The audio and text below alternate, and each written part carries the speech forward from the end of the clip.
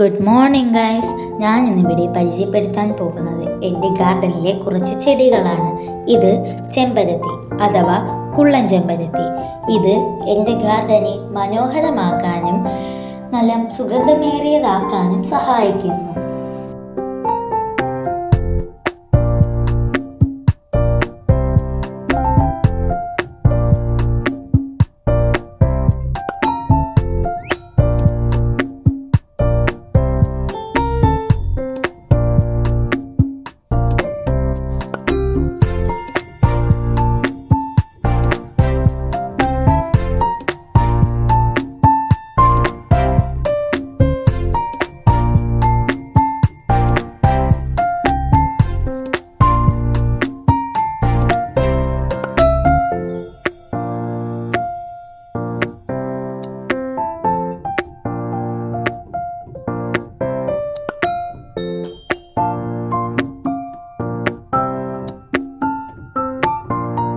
അഥവാ മലയാളത്തിൽ ശവനാര്.